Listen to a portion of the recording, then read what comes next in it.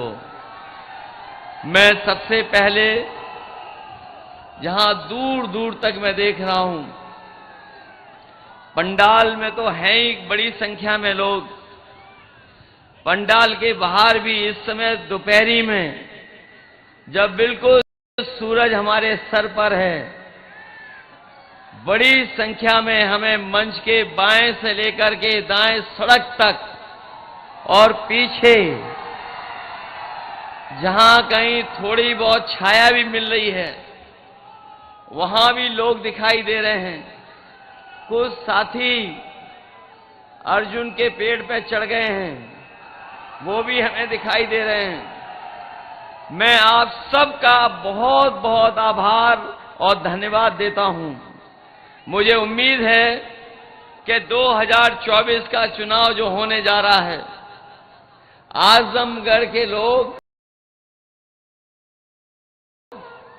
न केवल जिताने जा रहे हैं, बल्कि इस बार यहां की जनता ने जो मन बनाया है कि रिकॉर्ड मतों से समाजवादी पार्टी जीत करके जाएगी। और इधर न जाने क्या हो जाता है दूसरे लोगों को, आजमगढ़ का नाम लेते ही उन्हें परेशानी हो जाती है। और इतनी परेशानी हो रही है कि आजकल उनके भाषणों में भाषा बदल गई है। जो हमें और आपको 400 पार का नारा देकर के डरा रहे थे, वो अंदर ही अंदर सोच रहे हैं कि अब तो जनता ने नारा ही बदल दिया है, इस बार 400 पार नहीं 400 हार होने जा रही है। ये जो 400 पार का नारा थोड़ी देर में समझ में आया। जिन लोगों को गिनती ठीक ठाक मालूम होगी और हिंदी को समझते होंगे सही तरीके से, 400 पार का मतलब तो यही हुआ कि 543 के बाद जितनी सीटें हैं वही भारतीय जनता पार्टी जीतने जा रही है, एनडीए जीतने जा रही है। तो अगर 400 पार का 543 में नारे को अगर हम समझें तो ये केवल 143 सीटें बनती हैं। लेकिन जिस तरीके से वोट पड़ा है पहले चरण से जो वोट पड़ना शुरू हुआ है, आने वाले समय में जब 4 जून को परिणाम आएगा तो आप देख लेना, जो 400 पार का नारा दे रहे थे, 140 करोड़ की जनता इनको 140 सीटों के लिए भी तरसा देगी। जो लोग बिल्कुल ऊंचाई पे पहुंच गए थे, उनका काउंटडाउन शुरू हो गया है और नीचे जाते जा रहे हैं। इतना गिरते जा रहे हैं कि वो हो सकता है न जाने कहां पहुंच जाएं। और जो ये 2 चरण आखिरी बचे हैं, ये 6वां और 7वां, अभी तक जो जनता का गुस्सा नजर आया है, ये गुस्सा हर चरण में बढ़ता जा रहा है। और जब 7वें चरण में पहुंचेगा चुनाव, तो जनता का गुस्सा इनके खिलाफ 7वें आसमान पर पहुंच जाएगा। ये लोग जो बड़ी बड़ी बातें कह करके हमें आपको समय समय पे गुमराह करते रहे, जिन्होंने कहा कभी कि आय दोगुनी हो जाएगी किसानों की, हमारा किसान हिसाब किताब लगा रहा है 10 साल बाद भी किसी किसान की आय दोगुनी नहीं हो पाई। और जब हमारा गरीब और किसान लागत का हिसाब किताब लगाता है तो बताओ लागत बढ़ गई कि नहीं बढ़ गई 10 साल में? न केवल लागत बढ़ी है, बल्कि जिस तरीके से महंगाई बढ़ी है और लगातार महंगाई बढ़ा करके इन्होंने हमारे गरीब किसान, खेती बाड़ी करने वालों का जीवन संकट में डाल दिया। जिन्होंने बहुत बड़े पैमाने पर बड़े बड़े उद्योगपतियों का, कारोबारियों का जो कर्जा माफ किया है, लेकिन हमारे किसानों का कर्ज माफ नहीं हुआ है। इसलिए इस मौके पर हम आपको भरोसा दिलाने आए हैं। आपने इंडिया गठबंधन और समाजवादी पार्टी के बारे में पढ़ लिया होगा, जान लिया होगा, और ये इंडिया गठबंधन ने तय किया है कि जिस तरह बड़े बड़े उद्योगपतियों का, कारोबारियों का कर्ज माफ हुआ है, आने वाले समय में 4 जून के बाद जब सरकार बनेगी तो हमारे गरीब और किसानों का भी कर्ज माफ उसी तरीके से होगा। उन्होंने जब नियम बनाया तो नियम ये बनाया कि जिन लोगों का कर्ज बैंक से है और 5 करोड़ से ऊपर का कर्ज है, उन्हीं का कर्ज माफ होगा। इन्होंने गरीबों के साथ धोखा किया, किसानों के साथ धोखा हुआ, क्योंकि हमारा गरीब और किसान केवल लाखों में कर्ज लेता है। इन्होंने 26 लाख करोड़ अभी तक बड़े बड़े उद्योगपतियों का कर्ज माफ किया पिछले 10 साल में, लेकिन उसके 10% भी अभी किसानों का कर्ज है जो माफ नहीं हुआ है। इसलिए समाजवादी पार्टी और इंडिया गठबंधन ये फैसला लेकर के चला है, न केवल कर्ज माफ होगा बल्कि अपने किसानों को लिए जो कानूनी अधिकार की लड़ाई थी कि एमएसपी के लिए कानूनी अधिकार मिल जाए, तो किसानों को कर्ज माफी के साथ साथ उनकी फसल की पैदावार के लिए कानूनी अधिकार दिला करके उन्हें खुशहाल बनाने का काम भी होगा। वहीं यहां हमारे नौजवान हमें दिखाई दे रहे हैं। ये बहुत मेहनत तैयारी कर करके परीक्षाएं देने जाते थे और पिछले 10 साल से लगातार कोशिश कर रहे हैं कि इन्हें नौकरी और रोजगार मिल जाए। न इस सरकार ने नौकरी दी, न इन नौजवानों को सम्मानजनक रोजगार दिया। और जब कभी भी हमारा नौजवान तैयारी कर करके परीक्षा देने गया तो जब मालूम पड़ा और वो घर लौट करके आया तो पता लगा कि परीक्षा का पेपर लीक हो गया। जो लोग परीक्षा दे करके आए होंगे वो जानते होंगे कि एक पेपर लीक नहीं हुआ है। अभी तक जितनी परीक्षाएं हुई हैं, हर परीक्षा का पेपर लीक हो गया। और अभी तक जो गिनती आ रही है वो गिनती ये आ रही है कि 10 से ज्यादा परीक्षाओं के पेपर लीक हुए हैं। मैं अपने नौजवानों से कहना चाहता हूं कि ये परीक्षा के पेपर लीक नहीं हुए हैं, इस सरकार ने जानबूझ करके पेपर लीक कराया है। और इसलिए कराया कि जिससे हमारे नौजवानों को नौकरी और रोजगार न मिल जाए। कभी कभी मैंने गणित लगाया उसका, अगर 60 लाख बच्चे छूट गए जिनकी परीक्षा होनी थी, जिन्हें नौकरी नहीं मिल पाई, अगर उनके मां बाप को भी हम जोड़ दें तो कुल मिलाकर के ऐसे लोग जो उत्तर प्रदेश में हैं, अगर एक परिवार के 3 सदस्य प्रभावित हैं उससे, तो अभी तक जो परीक्षाओं के पेपर रद्द हुए ऐसे 60 लाख नौजवान हैं। अगर हम 3 का गुणा 60 लाख में कर दें तो ये कुल मिलाकर के 1 करोड़ 80 लाख होता है। और यही 1 करोड़ 80 लाख का अगर हम भाग दे दें 80 लोकसभाओं से, तो हर लोकसभा में 2,25,000 वोट कम होता है। कोई भरपाई हो तो बता दो कि 2,25,000 वोट कहां से लाओगे? कोई भरपाई का रास्ता हो तो बताइए बीजेपी के लोग। इन नौजवानों का जहां भविष्य छीना है, आप सोचना जाकर के ये नौकरी केवल नहीं छीनी है, बल्कि आपका 1/3 जीवन इन्होंने बर्बाद कर दिया है। इन नौजवानों का 1/3 जीवन बर्बाद हुआ है। और जो लोग ये कहते थे कि निवेश लाएंगे, निवेश को लेकर के बड़े बड़े आयोजन हुए हैं। लखनऊ से लेकर के दिल्ली और दिल्ली से लेकर के विदेशों तक बीजेपी के लोगों ने धोखा देने के लिए निवेश के आयोजन किए।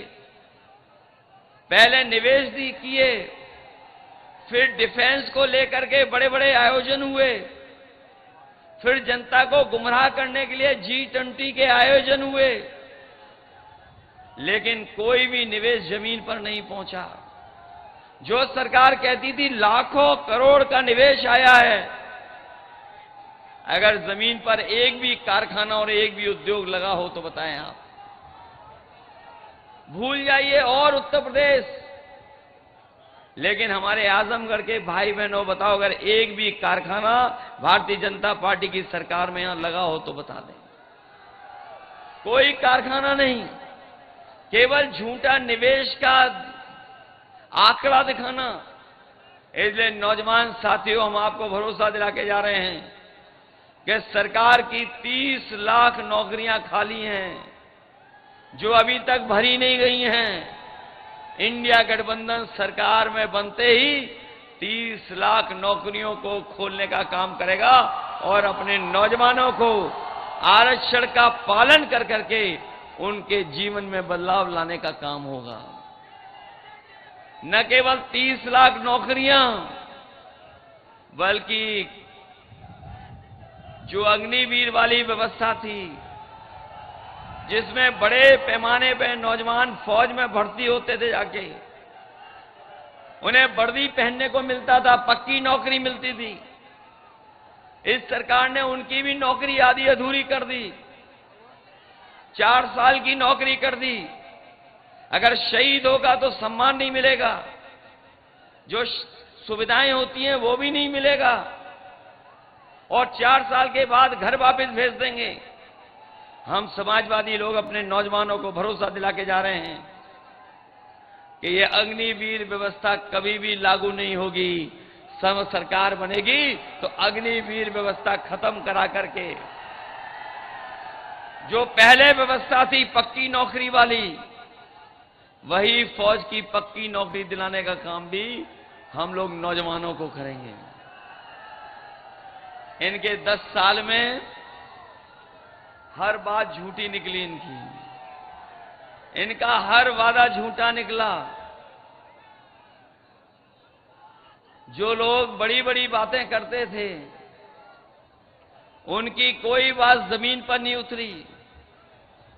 जो कभी जुमला लेकर के आए थे, वो ही आज गारंटी लेकर के आए हैं, और गारंटी में कुछ मिलना नहीं है किसी को। जब इनके पहले घोषणा पत्र में कुछ नहीं लागू हो पाया, तो बताओ गारंटी में क्या लागू हो जाएगा। और गारंटी जो लेके आए हैं सब झूठी गारंटी हैं। इसलिए जहां मैं आपसे अपील करने आया हूं, वहीं मैं आपको सावधान करने भी आया हूं। ये समय समय पर भारतीय जनता पार्टी ने न केवल साजिश कर करके, झूठ बोल करके जनता को गुमराह करने का काम किया, और इनका एक एक अगर हम फैसला देख लेंगे तो फैसला जनता के खिलाफ लिए हैं। जिन लोगों ने महंगाई बढ़ा दी हो, बेरोजगारी बढ़ा दी हो, और जो लोग यहां पर हैं वो खुद महसूस करते होंगे कि इनकी सरकार में लगातार महंगाई बढ़ी है। यहां जो हमारे किसान भाई मौजूद हैं, वो जानते होंगे जब खाद खरीदे होंगे तो इन्होंने खाद की बोरी से भी चोरी कर ली। पहले 5 किलो, फिर 5 किलो, अब 10 किलो की चोरी हो रही है। यहां किसान भाई होंगे, वो जानते होंगे डीएपी खरीदने गए तो इन्होंने जबरदस्ती नैनो यूरिया खरीदवा दी, और नैनो यूरिया इसलिए खरीदवाई क्योंकि इन्हें कुछ लोगों को लाभ पहुंचाना था। इन्होंने भरोसा दिलाया था कि नैनो यूरिया के बाद किसानों की पैदावार बढ़ जाएगी। न पैदावार बढ़ी, न कोई खेती को लाभ पहुंचा, और सुनने में आ रहा है कि जिस तरीके से बड़े बड़े उद्योगपति पैसा लेके भाग गए थे, उसी तरीके से नैनो बनाने वाली कंपनी भी और वो साइंटिस्ट लोग भी भारत छोड़ करके चले गए।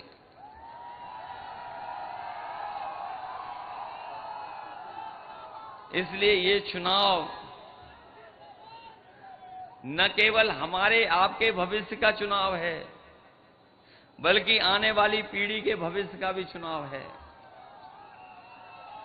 जहां आने वाली पीढ़ी के भविष्य का चुनाव है, वहीं ये चुनाव लोकतंत्र को बचाने का भी है, संविधान को बचाने का भी है। क्योंकि इधर भारतीय जनता पार्टी के लोग ये जो 400 पार का नारा दिया था, वो इसलिए दिया था कि वो संविधान से छेड़खानी करना चाहते थे, संविधान बदलना चाहते थे। लेकिन जो लोग ये सपना लेकर के निकले हैं कि संविधान बदल देंगे, संविधान बदलने वालों को इस बार आजमगढ़ की जनता बदलने का काम करेगी। ये लोग जो डबल इंजन वाले हैं, ये जो डबल इंजन सरकार वाले हैं, आजमगढ़ में तो नए तरह का मामला है। यहां डबल अबने वाले लोग हैं, डबल इंजन वाले तो हैं ही हैं, लेकिन डबल अबने वाले भी यहां पर हैं। इसलिए उनसे भी सावधान रहना। और जितना भी काम समाजवादियों ने किया वो सब खराब कर दिया।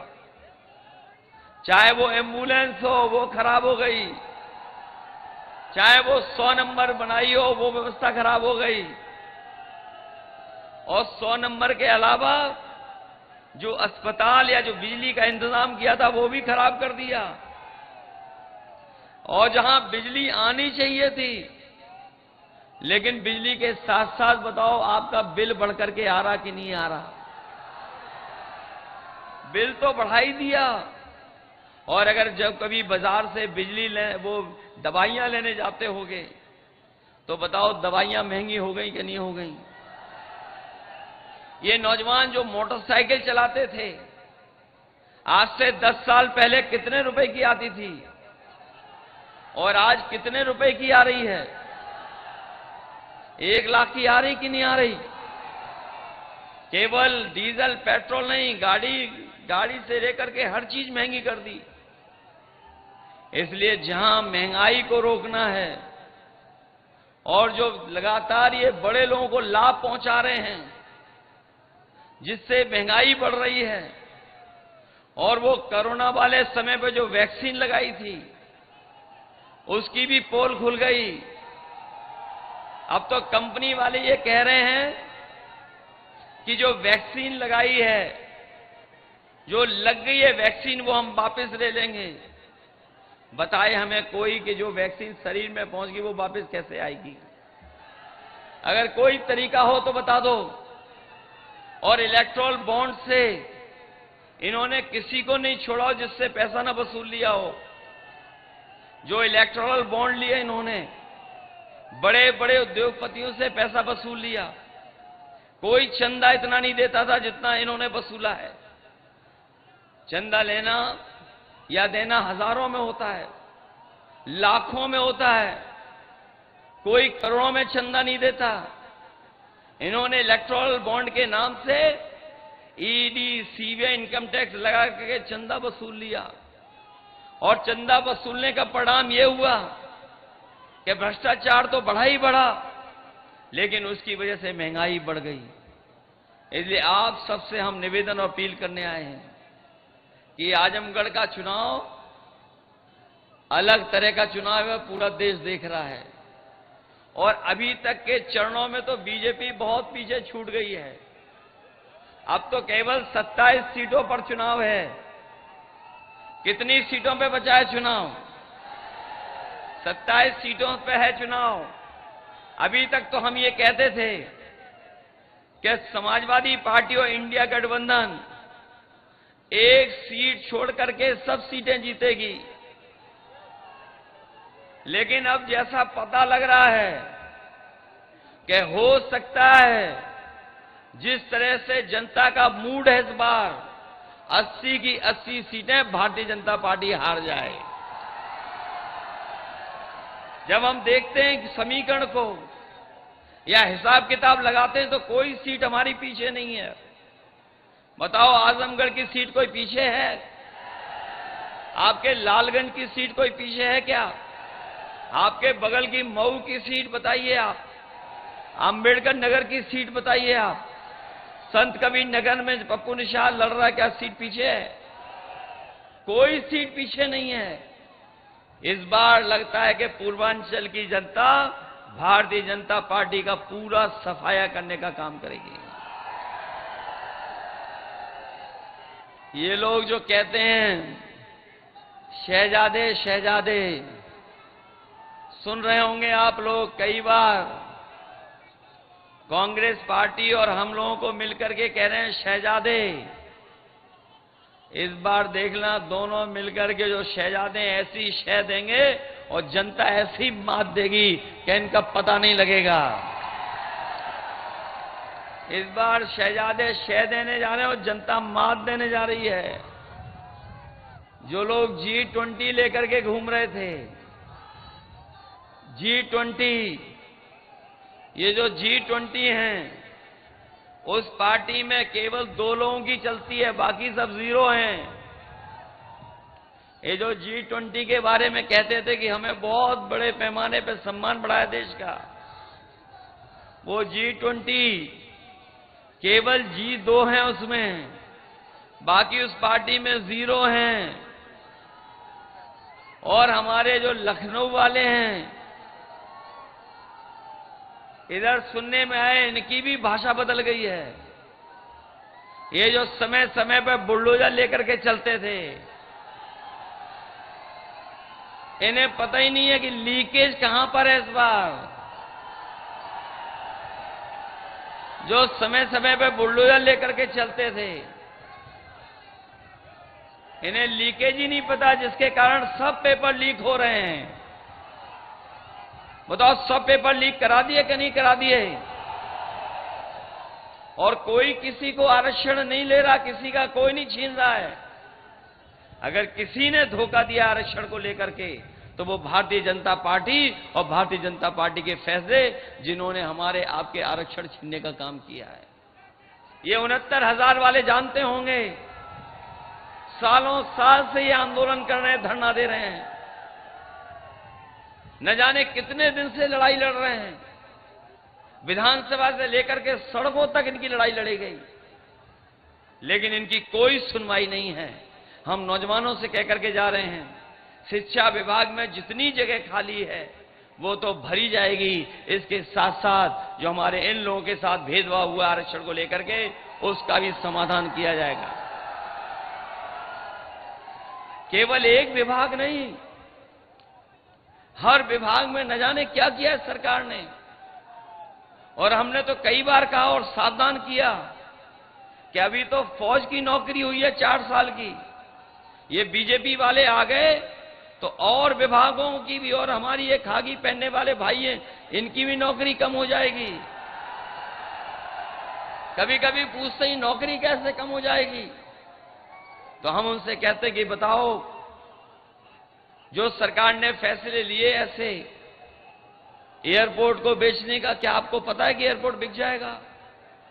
किसी को नहीं पता था कि रेल बिक जाएगी, किसी को नहीं पता था कि हवाई अड्डे बिक जाएंगे, किसी को नहीं पता था कि LIC बिक जाएगी, किसी को नहीं पता था कि बंदरगाह बिक जाएंगे, किसी को नहीं पता था कि आउटसोर्स पे नौकरियां चली जाएंगी, किसी को नहीं पता था कि GST के छापे मार करके व्यापारियों से पैसा वसूला जाएगा, और किसी को पता था कि अग्निवीर वाली नौकरी 4 साल की हो जाएगी। क्या किसी को पता था कि आधी रात में नोट बंद हो जाएंगे? तो अगर नहीं पता था तो हो सकता है इन लोगों की भी नौकरी 3 साल की हो जाए। इसलिए सावधान है कि नहीं सावधान सब लोग? इसलिए आपसे हम विशेष निवेदन करने आए हैं। धर्मेंद्र यादव जी पिछले चुनाव में रह गए थे किसी कारण, लेकिन इस बार तो इंडिया गठबंधन का कमाल चल रहा है, अलग तरह का कमाल हो रहा है। और अब तो गुड्डू जमाली भी साथ आ गए हैं। बताओ गिनती बढ़ गई कि नहीं बढ़ गई? और रही बची गिनती, बताओ पीडीए परिवार ने बढ़ा दी कि नहीं बढ़ा दी? और हम तो ये जानते हैं, ये पीडीए परिवार जो जुड़ गया है, जमाली जी जुड़ गए हैं। 4 तारीख को नई फिल्म रिलीज होगी। 4 तारीख को देख लेना आप, नई फिल्म रिलीज होगी कोई, जिसको पूरा देश देखेगा। जो भाजपा वाले बड़ी बड़ी बातें कर रहे हैं, ये ढूंढे जाएंगे भाजपा वाले कि कहां हैं भाजपा वाले। इसलिए अभिनय के चक्कर में तो नहीं पड़ जाओगे आप लोग। ये अभिनय बहुत ऊपर तक होते हैं, ऊंचाई तक चले जाते हैं कई बार। इन अभिनय करने वालों से सावधान रहोगे कि नहीं रहोगे? ये अभिनय वाले जो पूरे के पूरे जुटे हुए हैं, यहां से लेकर के दिल्ली तक, बताओ आपके अधिकारों को छीन रहे हैं कि नहीं छीन रहे हैं? आपके सम्मान को ठेस पहुंचा रहे हैं कि नहीं पहुंचा रहे हैं? और आपका जो बाबा साहब भीमराव अम्बेडकर ने दिया हुआ संविधान, उसको खत्म करना चाहते हैं कि नहीं चाहते हैं? और इस बार तो ऐसा लग रहा है कि बहुजन समाज के लोगों ने भी पूरा समर्थन देने का काम किया है। मैं तो अपने बहुजन समाज के लोगों से अपील करूंगा कि अगर देखेंगे आप उत्तर प्रदेश का चुनाव, तो बीजेपी ने बीएसपी से अंदर ही अंदर हाथ मिला लिए हैं। इसलिए सावधान है कि नहीं है? और 4 तारीख को रिजल्ट तो आएगा ही आएगा, लेकिन जब वोट डालने आप जाओगे उस समय के लिए सावधान हैं आप के नहीं है? ये अगर रोकेंगे तो रुक तो नहीं जाओगे आप लोग? खैर, आजमगढ़ वाले तो नहीं रुकेंगे।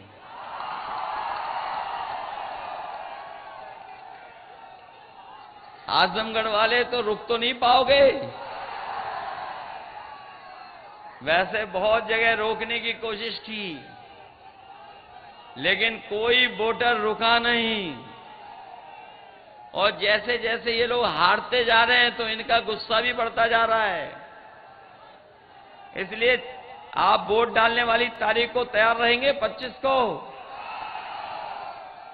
ये 6वें चरण का चुनाव, ये 6वें चरण का चुनाव इन्हें न जाने कहां भगा देगा, आउट कर देगा बिल्कुल, जो गिनती कर रहे थे बड़ी वाली। इसलिए आप सबसे हमारा विशेष निवेदन और अपील है कि धर्मेंद्र यादव जी को आपके बीच भेजा है। ये लगातार आपके बीच रहेंगे, और आजमगढ़ से और हम लोगों का, समाजवादियों का रिश्ता कोई नया नहीं है। वो बातें दोहरानी नहीं है। इससे गहरा रिश्ता किसी से नहीं हो सकता जैसा रिश्ता हमारा और आपका है। और इसीलिए आजमगढ़ हमेशा प्राथमिकता पे विकास में रहा है। चाहे हमें बड़ी सड़क बनानी पड़ी हो, ये जो बड़ी सड़क बनी है आगरा लखनऊ वाली से जुड़ गई पूर्वांचल वाली, और चाहे मेडिकल कॉलेज बनवाने हो, सड़कें चौड़ी देनी हो, अस्पताल से लेकर के 100 नंबर की गाड़ी से लेकर के एम्बुलेंस, सब कुछ नेताजी और समाजवादियों ने किया है। इस विकास में कहीं पीछे नहीं रहने देंगे आजमगढ़ को। इसलिए जहां आजमगढ़ की खुशहाली के लिए काम करेंगे, वहीं अगर आजमगढ़ का कभी भी सम्मान बढ़ाना पड़ेगा, तो हम लोग सम्मान बढ़ाने का भी काम करेंगे। और अभी देखा भी होगा, जब एमएलसी बनाने का वक्त आया, तो सबसे आगे आजमगढ़ ही दिखाई दिया हमें। और रहा बचा मामला, जमाली साहब समझा लेंगे और बना देंगे। ये तो ऐसे ही कह दिए 2 लाख। मैं समझता हूं जिस तरह का माहौल दिखाई दे रहा है, जिस तरह का है उत्साह लोगों के अंदर, देश की जो बड़ी जीतें होंगी उसमें आजमगढ़ शामिल होगा कि नहीं होगा, ये बताओ पहले। देश की बड़ी जीतों में शामिल हो जाओगे? कहीं ऐसा तो नहीं है कन्नौज से भी पीछे रह जाओ? कन्नौज से तो पीछे रहना चाहते हैं हम तो। कहीं ऐसा तो नहीं है कन्नौज से पीछे रह जाओ। इसलिए आजमगढ़ के लोगों, देश की बड़ी जीत में शामिल होना, देश की बड़ी जीत में हो जाओगे सब लोग। इसलिए मदद करना, यही सहयोग, यही मदद मांगने में आया। मुझे पूरा भरोसा है कि आप सब लोग मिलकर के पीडीएफ परिवार को जहां ताकत दोगे, वहीं लोकतंत्र को बचाने के लिए एक एक वोट डालेंगे। और संविधान बचाने की ये बड़ी लड़ाई है, जहां एक तरफ संविधान को खत्म करना चाहते हैं, दूसरा हम सब लोग हैं जो संविधान बचाना चाहते हैं। हमें उम्मीद है कि जब 4 तारीख को परिणाम आएगा तो वो लोग जो संविधान को खत्म करना चाहते हैं, वो देश से हमेशा हमेशा के लिए साफ हो जाएंगे। और संविधान बचा करके हम आपके अधिकारों को, आपके सम्मान को, और जो अधिकार हमें मिले हैं, उन अधिकारों को दिलाने का काम हम लोग करेंगे। आप सबका बहुत बहुत धन्यवाद, बहुत बहुत आभार प्रकट करता हूं।